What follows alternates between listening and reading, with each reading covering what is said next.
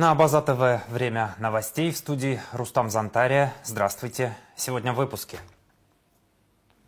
В Сухуме прошло 20-е заседание Межправительственной комиссии по социально-экономическому сотрудничеству между Российской Федерацией и Республикой Абхазия.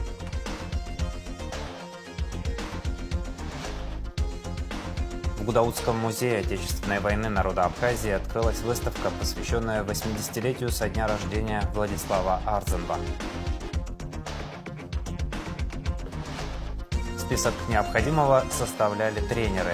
Чемпион мира по боксу Харитон Агарба в рамках благотворительной акции передал инвентарь 5 спортшколам республики. 20-е заседание Межправительственной комиссии по социально-экономическому сотрудничеству между Российской Федерацией и Республикой Абхазия прошло 21 июля в Сухуме. Для участия в нем в столицу прибыл заместитель председателя правительства России Александр Новак. Свой визит в Сухум он начал с осмотра объекта строительства детской республиканской больницы. Подробно о том, как прошла рабочая поездка членов правительства России в Абхазию, в репортаже Марианны Котовой. Начал свой визит в Сухум заместитель председателя правительства России Александр Новак с посещения строительства детской республиканской больницы. Ему доложили о том, что объект будет сдан в 2026 году, а текущая его стоимость более 700 миллионов рублей. Каркас собран полностью. Значит, остался один этаж и чердачное помещение. В принципе, работы ведутся в соответствии с графиком. По схеме, значит, у нас помимо основного здания здесь находятся еще 2 парковочные зоны, которые также уже устроены, основная часть проведена. Общая сметная стоимость 727 миллионов, но с учетом того, что объект у нас находится на корректировке в постоянном движении, эта сумма может корректироваться. По словам министра здравоохранения Эдуарда Будба, в новой детской больнице будет доступно лечение, чтобы получить которое ранее детей приходилось вывозить за пределы республики. Все будет находиться в одном месте, это такой будет большой медицинский кластер, и это будет очень удобно для наших граждан и для отдыхающих. Стоматологию планируем, если честно, потому что у нас сегодня в республике есть вещи, которые мы здесь делаем, есть вещи, которые мы отправляем в Российскую Федерацию. Допустим, под наркозом стоматологию детям мы здесь не делаем. Вот у нас в планах по северановым наркозам также делать и на территории Республики Абхазия и многое другое. Будем идти в ногу со временем, потому что у нас у всех российское медицинское образование, и все, что мы знаем, все знания получены на территории Российской Федерации. И здесь мы их уже воплощаем, помогаем нашим гражданам и гостям нашим, которые приезжают сюда. Завершается и строительство здания для ангиографа. По словам медиков, этот аппарат сможет сохранить жизни множеству людей, так как позволит проводить исследования и процедуры, которые необходимы пациентам в первые часы проявления опасных симптомов. В начале сентября, что мы сумеем запустить республиканский сосудистый центр. Да, до 750 пациентов в год по нашим подсчетам выезжают за пределы республики, то есть это довольно большое количество. На территории Республики Абхазия такого оборудования не было, это впервые за 30 лет. Мы отправляем в Сочи, в Краснодар, в Очаковского, в Первую краевую, но это золотой час, он не всегда выдерживается, поэтому мы вот благодаря помощи Российской Федерации и вот сейчас уже достраивается эндоваскулярная операционная, большой блок самой операционной. Сегодня вот пришли дополнительно еще и вентиляция, и все необходимое оборудование. И специалисты есть, и Российская Федерация присылает сюда главного нештатного специалиста, бойцов был академик, и специалисты приедут на первом этапе, нам помогают, будут помогать и хирурги, и реаниматологи. Мы попросим на первые несколько месяцев, вот, чтобы мы закрыли свои сложности. Но у нас есть местные специалисты, которые прошли обучение, работали. Затем российская делегация отправилась на встречу с президентом Бадрой Гунба. Узким составом они обсудили итоги программы социально-экономического развития Абхазии на 2022-2025 годы. ВВП растет очень динамично и достиг более 90 миллиардов рублей. Если сравнивать опять-таки с 2020 годом, это плюс 187%. Это довольно-таки серьезные показатели, которые показывают и отражают, значит, реализацию тех программ, которые мы совместно реализовываем. Александр Новак, в свою очередь, отметил увеличение товарооборота между странами, причем то, что экспорт продукции из Абхазии также показывает рост. За последние 4 года успешно реализовывалась социально-экономическая программа по развитию Республики Абхазии. Действительно, на 60% вырос объем торговли между нашими странами. И даже мы наблюдаем в 2025 году уже по результатам нескольких месяцев этого года прирост торгового оборота составил более 30%. И что важно, это не только экспорт из России, а значительно увеличился экспорт из Абхазии в Россию продукции.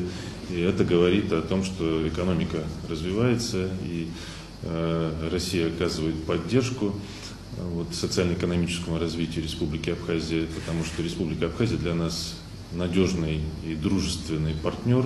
Новак подчеркнул как немаловажный факт поддержку специальной военной операции Абхазии, а также большую роль республики в оказании гуманитарной помощи пострадавшим в результате боевых действий. У нас общие идеи, общие инициативы, одинаковый взгляд сегодня на ситуацию в мире, на то, что мир должен быть многополярным. Мы благодарим отдельно Республику Абхазия за поддержку России в рамках специальной военной операции и ценим участие абхазцев в этой операции. Комиссии по социально-экономическому сотрудничеству между Россией и Абхазией. Сначала стороны подвели итоги прошлых лет, отметив рост экономики, товарооборота и расширение инвестпрограммы. На текущий момент по итогам уже анализа 2024 года уровень ВВП в Республике Абхазия составил 90,2 миллиарда рублей, что почти в 2 раза превышает запланированный государственной программой показатель и в 2,9 раза превышает аналогичный показатель по итогам 2020 года, что также говорит об эффективности реализации программных мероприятий. Увеличен объем собственных доходов государственного бюджета. Согласно итогам 2024 года объем собственных доходов бюджета Республики Абхазия составил 12 миллиардов рублей. Аналогичный показатель запланированной государственной программы составлял 7,37 миллиардов рублей. Увеличение данного показателя также позволило изменить соотношение в структуре доходов государственного бюджета, доходов Республики Абхазия и поступающей финансовой помощи от Российской Федерации. По итогам 2020 года объем финансовой помощи занимал в структуре доходов бюджета Республики Абхазия 48%. По итогам 2024 года данная доля сократилась до 32%. По словам заместителя министра экономического развития России Сергея Назарова, на следующие годы необходимо ставить более амбициозные планы. Тем более, что средства на развитие есть и будут продолжать поступать в республику.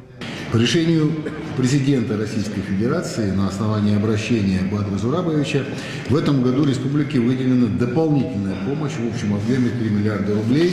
За счет этих средств планируется профинансировать. Это ремонт 22 дорог в населенных пунктах республики в размере 1 миллиарда. И на сегодняшний день, собственно, ведется работа, наверное, в окончательной стадии по утверждению смет. И я надеюсь, что в ближайшее время нам удастся вместе с коллегами освоить эти средства, потому что важное социальное направление – ремонт дорог. Значит, 1,6 миллиарда в этом году, 1,76 миллиарда будут профинансированы обязательства, в том числе переходящие с прошлого года. Из них 975 миллионов рублей на цели социально-экономического развития. Значит, и 789 рублей на реализацию инвестпрограммы. 200 миллионов на повышение, точнее, на проведение ремонтно-восстановительных работ в зданиях Национальной картинной галереи. 53 миллиона рублей – это финансирование расходов, связанных с осуществлением ежемесячной выплаты по 5000 рублей учителям русского языка и литературы образовательных учреждений общего образования Республики Абхазия, начиная с 1 января текущего года. А министр экономики Теймураз Микваби рассказал, какие экономические показатели намерены получить в правительстве Абхазии к 2030 году. Объем валового внутреннего продукта к 2030 году не менее 133 миллиардов рублей. Увеличение среднемесячной номинальной заработной платы не менее чем до 45 тысяч рублей в целом по экономике. Увеличение количества туристов в Республике Абхазия не менее чем до показателя 5 миллионов человек в год. По итогам работы комиссии премьер-министр Абхазии Владимир Делба и заместитель председателя правительства России Александр Новак подписали протокол 20-го заседания межправительственной комиссии.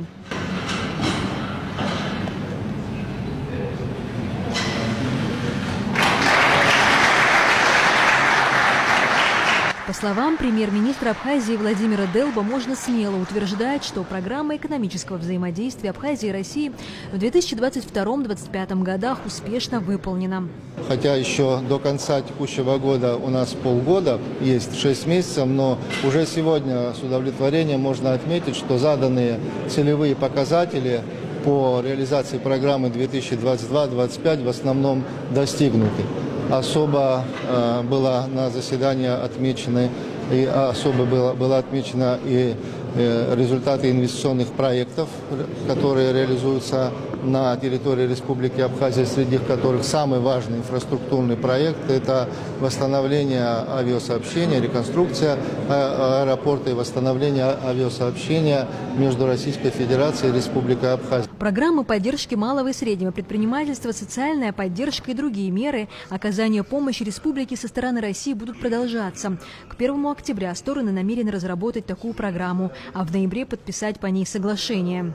Будут также оказываться меры поддержки по развитию малого и среднего бизнеса со стороны Российской Федерации, по предоставлению льготного кредитования, по обеспечению социальных выплат. И мы сегодня подробно обсудили в том числе и эти вопросы. Договорились, что такая программа будет разработана к 1 октября, а к 1 ноября она будет утверждена. Ну и, конечно, мы затронули ряд других направлений, очень важных для Республики Абхазия. Это совершенствование деятельности в электроэнергетической сфере. В том числе мы договорились о том, что в ближайшие 1,5-2 года будут реализована масштабная программа по установке приборов учета, по повышению качества предоставления услуг в электроэнергетике как населению, так и потребителям промышленного сектора. Мы обсуждали вопросы реализации инвестиционных проектов, о которых только что председатель правительства сказал, это касается различных сфер деятельности. И здесь ключевыми является это развитие туризма, развитие сельского хозяйства, развитие транспортного сообщения между нашими странами. И эта работа будет продолжена. Далее российская делегация отправилась на осмотр объектов инвестирования в Сухумский аэропорт и винный завод в Ачимчирском районе. Марьяна Котова, Сысрык Вагухава, Абаза ТВ. Президент Бадра Гунба и заместитель председателя правительства России Александр Новак в селе Лабра посетили завод по производству тихих вин, который построен при поддержке Российской Федерации в рамках программы льготного кредитования банка ВТБ. Николай Ачба провел экскурсию для гостей, показал также музей истории абхазского виноделия при заводе по производству тихих вин. В поездке главу государства Бадру Гунба и Александра Новака сопровождали вице-президент Беслан Бигвава, премьер-министр Владимир Делба и другие официальные лица. Кроме того, президент Абхазии Бадра Гунба, вице-президент Беслан Бигвава, премьер-министр Владимир Делба и зампредседателя правительства России Александр Новак прогулялись по набережной Сухума и посетили Брехаловку. В минувшую субботу президент Абхазии Бадра Гунба провел встречу с руководством Международной черкесской ассоциации, прибывшими для участия в заседании исполнительного комитета Международной черкесской ассоциации, которая пройдет в Сухуме. Президент Бадра Гунба отметил, что Международная черкесская ассоциация на протяжении многих лет играет ключевую роль в укреплении единства и взаимодействия внутри большой кавказской семьи. В непростые времена, когда Абхазия особенно нуждалась в поддержке, ассоциация заняла четкую позицию в защиту братской Абхазии. Хочу еще раз искренне поблагодарить вас за эту работу. Уверен, что ваша деятельность объединяет наш общий дом, семью народов Кавказа. В этом смысле мы рады, что сегодня у нас есть возможность принимать в Абхазии наших братьев, представителей Международной черкесской ассоциации. Надеюсь, что наше сотрудничество будет развиваться и впредь на благо народов Кавказа для сохранения мира, стабильности и взаимопонимания между нашими народами. Россия, где живут наши братские народы, является нашим главным стратегическим партнером и большим другом, сказал в частности Бадра Гунба. Президент Международной черкесской ассоциации Хаутис Ахроков выразил глубокую признательность за организацию встречи и отметил особую роль Абхазии для всех народов Кавказа.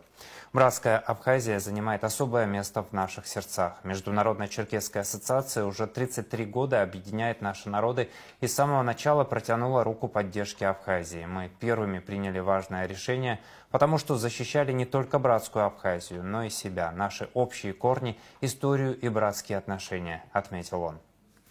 Заседание Российско-Абхазской рабочей группы по правоохранительному сотрудничеству между Федеральной таможенной службой Российской Федерации и Государственным таможенным комитетом Республики Абхазия состоялось в Москве 18 июля, сообщает пресс-служба ГТК.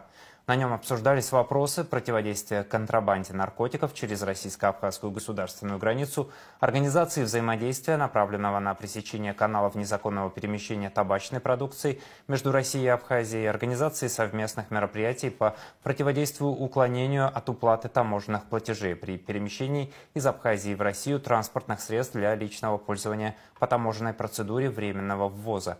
Организации правоохранительными подразделениями таможенных служб России и Абхазии совместных мероприятий в целях пресечения незаконного перемещения через российско-абхазскую границу оборудования для извлечения криптовалюты.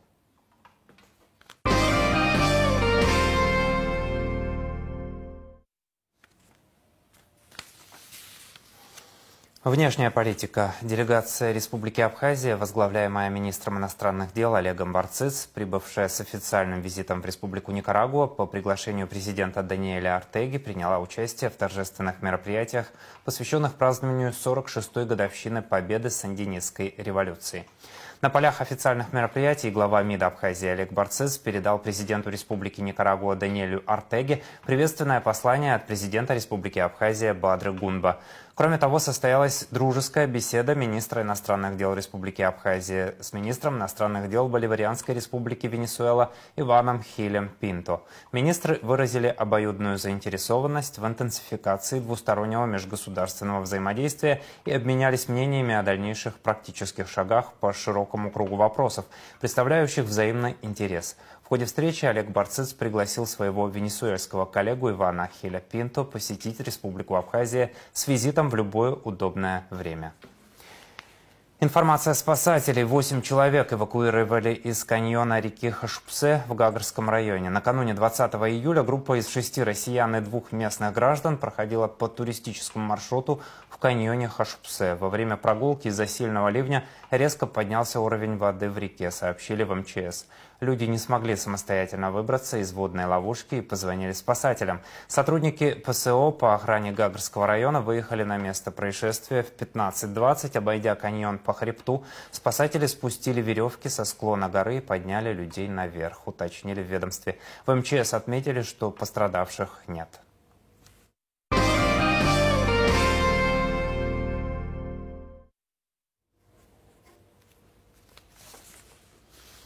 Новости культуры. В Гудаутском музее Отечественной войны народа Абхазии имени Сергея Дбар открылась выставка абхазских художников, посвященная 80-летию со дня рождения первого президента Республики Абхазия Владислава Арцинба. Экспозиция включает живопись, графику и скульптуру. Свои работы представили как признанные мастера, так и молодые авторы. Выставка организована при содействии Союза художников Абхазии и будет открыта до конца лета. Подробности у Заура Кварчи. Свет, застывший в мозге, и тишина, говорящая линией. В Гудаутском музее Отечественной войны народа Абхазии открылась выставка, посвященная 80-летию со дня рождения Владислава Арцинба, первого президента, ученого, человека, изменившего судьбу страны. В экспозиции более 40 работ – живопись, графика, скульптура. Их авторы – абхазские художники разных поколений, от признанных мастеров до тех, кто делает первые шаги в профессии. Это очень интересное и важное событие. Это такая вот, наверное, децентрализация художественной жизни, потому что мы привыкли, что выставки абхазских художников, они в основном проходят в Сухуме, проходят и в выставочном зале, и на других площадках. А такая вот инициатива, которая поступила от музея, который Союз художников поддержал, на мой взгляд, она закладывает такую вот хорошую традицию, когда эти выставки можно посмотреть по всей Абхазии. И экспозиция здесь будет до конца лета. И я думаю, что не только жители Гудауты, но и гости, туристы, все, кто сюда придут, они смогут посетить и увидеть такое вот очень разноплановое, очень разнообразное творчество абхазских современных художников. Символично, что выставка проходит именно здесь, в музее, история которого неотделима от имени Владислава Ардзинба. Он был инициатором создания этих залов и всегда поддерживал искусство как часть национальной идентичности. Сегодня здесь современное искусство Абхазии, многоголосое, искреннее и живое. Владислав Григорий Ардзинба, ихидза амырдзраза, адунея занижит, зиглиха, Ярайчынт ажлари рыдыргоз ипсадгылы курхари, ипсепш бзиибоз ипсадгылы. Абри музей казаадзомаз Владислав Григорий Падахмыцхразге. Ай башранел гашксыгдем дзацыз, абри дахадзгылы. Баша уик дайз шашартны дайналон хаштазара Руслан Пандари дыгубрызык. Да, и кахтузу ахшерейтун тхацхраон. И он расспрашивал меня, как творчески работаете или как. Ну, я говорю, когда война идет, не до творчества, конечно. Вот. А потом он начал меня спрашивать о людях, которые еще занимаются творчеством, которые он же не всех знал. И он мне говорит, я издал приказ, чтобы отозвать с фронта людей, которые занимаются искусством и творчеством, понимаете? Чтобы сохранить вот этот... Уже тогда он думал о мирном времени. Идея выставки в Гудауте давно жила в Союзе художников. Реализовать ее удалось именно в юбилейный год Владислава Ардзинба. По словам председателя Союза Виталия Дженни, это придало событию особый смысл.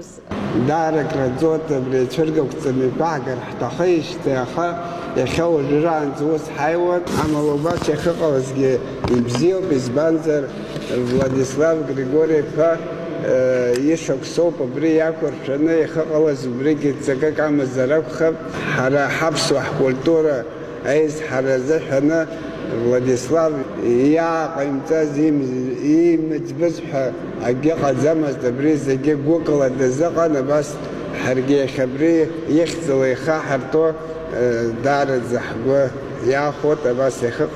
Открытие выставки стало значимым культурным событием для всего района. Глава администрации Гудауты Валерий Авицба поблагодарил организаторов и гостей.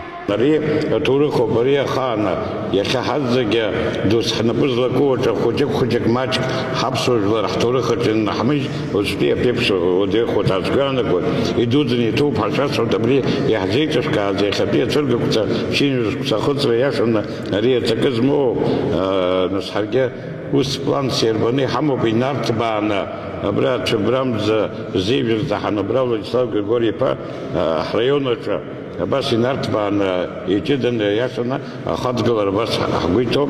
Символические подарки для гостей подготовили воспитанники детского сада «Нарт» с любовью и уважением к человеку, чье имя они знают с детства. Стихи, песни, танцы, как живое признание в благодарности.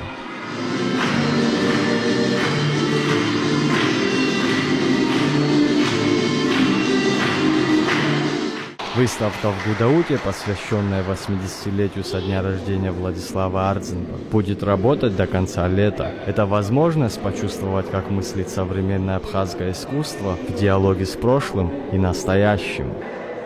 Заур Кварджа, Абазатовы. В Пицунде проходит торжественное закрытие фестиваля Гранд Опера Гала-7. Организаторы приглашают зрителя вновь окунуться в незабываемую атмосферу концертного зала в Пицунском храме. Для вас прозвучат нежный и изумительный голос Зарины Абаевой, бархатный баритон Саида Габечия под аккомпанемент величественного органа под руководством Луки Гадели.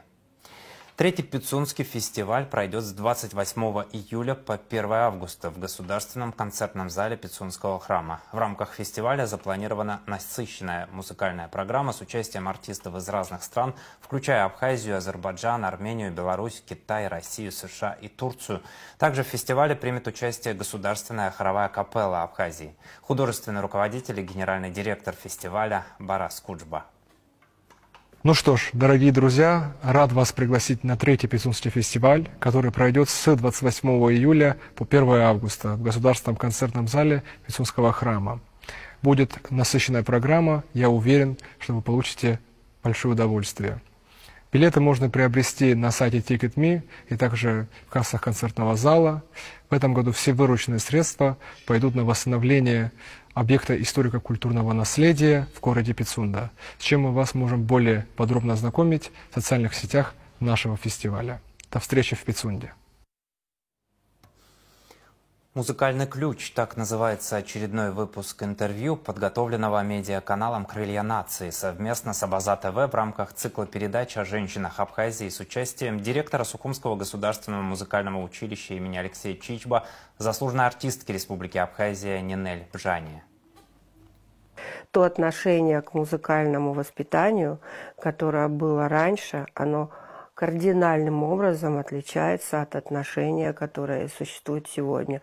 И не только в Абхазии, но и на всем, по-моему, постсоветском пространстве. Я имею в виду отношения семьи прежде всего. А родители, людей, которые отдают детей в школу и думают, что поставили галочку в своей биографии, вот я отдал ребенка в музыкальную школу.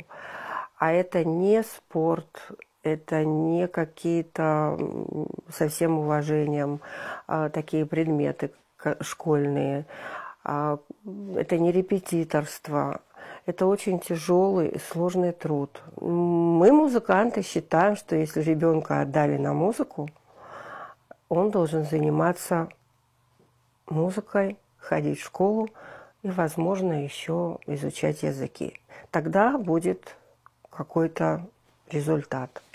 Потому что занятия музыкой – это в старших классах не менее 4-5 часов, в училище до 6-7 часов. А наши дети, которые поступают в консерваторию, а поступают они в очень престижные консерватории, занимаются целый день. Интервью Нинель Бжани вы сможете посмотреть в нашем эфире в субботу, 26 июля в 19:30. Люди и даты. Исполнилось 90 лет со дня рождения абхазского поэта, литературоведа, общественного деятеля Бориса Гургулия. С 1968 года до конца своей жизни он работал на кафедре русской и зарубежной литературы АГУ. Гургулия – автор множества литературоведческих работ, переводчик, собиратель фольклора. Главной темой его творчества была судьба абхазского народа. Он пережил личную трагедию. В войне 92-93 погиб его сын Абзаг, герой Абхазии. После гибели сына он не опустил руки, встал рядом с воюющими. Какие только села он не посещал. Бывал на всех похоронах, где прощались с теми, кто погиб на фронте. Произносил самые задушевные речи, утешал людей ему подобных, которые теряли своих сыновей, детей. Писал о нем поэт-мучни Ласурия. Борис Гургулия трагически погиб в 2012 году. Он похоронен в родном селе Кутол. Министерство культуры Республики Абхазия и Союз писателей Абхазии приглашают на юбилейный вечер Аныкуша, посвященный 90-летию со дня рождения поэта, литературоведа, общественного деятеля Бориса Алмазхановича Гургулия, который состоится во вторник, 22 июля в Абхазском государственном драматическом театре имени Чанба. Начало в 18:00. 21 июля свой юбилей отмечает государственный и общественный деятель, кандидат социологических наук, академик Российской муниципальной академии Беслан Валерьянович Кубахи. В период Отечественной войны народа Абхазии являлся председателем правительственной комиссии по делам военнопленных и защите прав гражданского населения. В послевоенное время в разные годы работал президентом акционерного коммерческого банка «Апробанк», в Министерстве по делам Федерации, национальности и миграционной политики России, в Всероссийской государственной налоговой академии, в Российском государственном торгово-экономическом университете. С 2009 года является директором научно-образовательного центра «Наноорганика» Российского государственного университета технологий и управления в Москве. Кубахи – вице-президент Российской ассоциации биологической, продовольственной и экологической безопасности, является координатором международного движения по защите прав народов и действительным членом Московского евразийского клуба, автор многочисленных статей и публикаций. Образование и сотрудничество. Школьники из Абхазии приняли участие в фестивале науки во Всероссийском детском центре «Смена». На территории «Смены» организовали 30 интерактивных площадок. Дети разгадывали головоломки, проводили опыты, ставили эксперименты, участвовали в интеллектуальных соревнованиях. Кроме того, они смогли обсудить интересующие вопросы с директором астрономической обсерватории Иркутского госуниверситета, доктором физико-математических наук Сергеем Язевым. Фестиваль организовал Адыгейский госуниверситет в рамках проекта «Наука вокруг». Открытия продолжаются при поддержке Миноборнауки России. В мероприятии участвовали более 1000 школьников из России и Абхазии. Цель проекта – продвижение достижений российских ученых, формирование научной картины мира у школьников. Центр идейно-нравственного воспитания появится в Абхазии. Он будет готовить педагогов-наставников для абхазских школ, рассказала в интервью «Спутник» министр просвещения Хана Гунба. Заявки принимаются с сегодняшнего дня. Необходимо заполнить анкету на сайте министерства и пройти собеседование. Гунба уточнила, что программу не введут к 1 сентября. Сначала наставников нужно обучить. Они пройдут курсы здесь с нашими учителями, профессорами, с работниками педагогики Академии наук, после чего пройдут подготовку в Центре образования «Артек», добавила она. В центре Сухума в парке имени Тараса Шамбы открыли новую детскую площадку. Сотрудник компании подрядчика «Спорт ин Юг» Александр Будный сообщил Абснепресс, что всего в Сухуме построено 5 подобных площадок. Заказчиком проекта является Краснодарское региональное отделение «Россия молодая». Завершение работ на всех остальных площадках планируется на следующей неделе, сказал Будный. Детская площадка оснащена 2 качелями, горкой, лазалками, балансиром и каруселью. О спорте. Чемпион мира по боксу Харитон Агарба в рамках благотворительной акции передал инвентарь спортшколам в Гагре, Гудауте, Новом Афоне, Сухуме, в Гулрыбском районе. Среди подарков боксерские груши, набивные мячи, гантели, гири, перчатки. Подробнее в репортаже Алисы Адлейба. Боксерский зал Сухуми получил в дар спортивный инвентарь, включающий гири, гантели, мидболы, перчатки, шлемы и многое другое. Харитон Агарба отмечает, что следит за абхазскими спортсменами. Он все время анализирует победы и поражения соотечественников. Сейчас же чемпион мира по боксу отмечает быстрорастущий позитивный вектор в развитии спорта Абхазии. Однако, когда сам посещает залы, то видит и пробелы, которые хотелось бы заполнить и помочь молодому поколению. Возникла идея поддержать, в первую очередь, сейчас наших спортсменов, боксеров. И ко мне обратилось 5 залов в разных городах Абхазии. Это у нас, получается, Гагра, Гудаута, Сухум, Гурипш и Новый Афон. И я создал такой некий проект, и была возможность встречи с Умаром Назаровичем Кремлевым. И в ходе этой встречи, в ходе нашего диалога, он услышал о том, что есть определенные проблемы, и спросил, как возможно помочь. Я ему рассказал про эту акцию, и Умар Назарович меня в этом поддержал. Хочется, чтобы наша молодежь росла в правильных условиях, чтобы были новые возможности для развития, роста. Хочется, чтобы у тренеров и у спортсменов было условия для того, чтобы лучше тренироваться и показывать более эффективную работу, более качественную. Как отметил президент Федерации профессионального бокса Абхазии Альберт Кардиоглы, каждый спортивный зал получил то, чего не хватает для тренировок. Список, который необходимо было пополнить, составляли старшие тренеры. По инициативе Харитона Агарба, нашего именитого профессионального боксера, проходит такая акция. Международное руководство Федерации бокса в лице Умара Кремлева оказало помощь абхазскому боксу оснащением инвентаря городам Абхазии, во всем мире, можно сказать. Залы оборудованы различным инвентарем, полезным, который нужно. И, естественно, мы не можем работать только в одном направлении, надо развиваться, и есть новые виды инвентаря, которые необходимы для бокса. Как говорят боксеры, бокс объединяет. Эта цитата сопутствует всей акции Харитона Агарба. Боксерский зал в Сухуме получил 6 мидболов, магнитную лестницу, боксерский мешок и многое другое.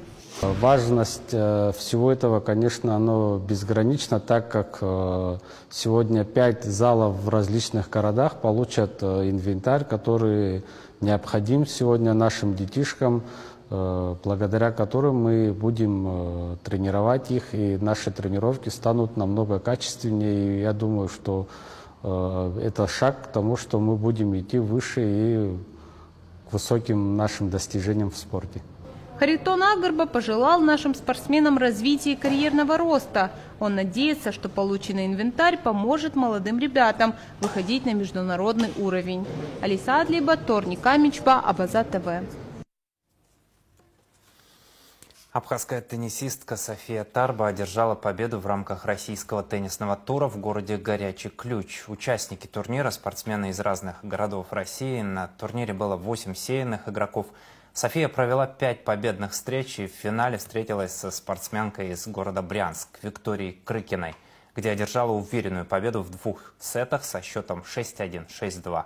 Тренирует Софию заслуженный тренер России Татьяна Зинина. Внимания, воды не будет. Столичный водоканал сообщает, что в связи с ремонтом водовода во вторник, 22 июля, с 0 до 15:00 будет прекращена подача воды в районах города Сухум. Село Дзыгута, Кадорское шоссе, Турбаза, улица Апсильская, улица Братьев Зонтари. Сейчас о погоде.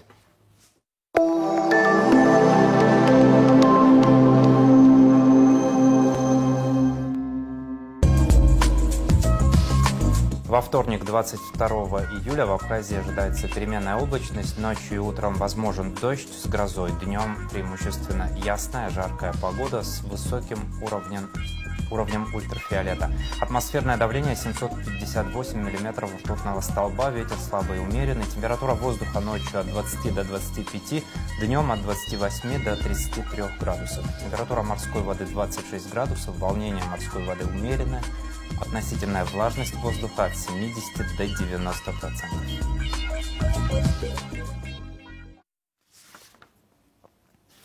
И на этом пока все. За развитием событий следите вместе с нами. До новых встреч на Абаза ТВ.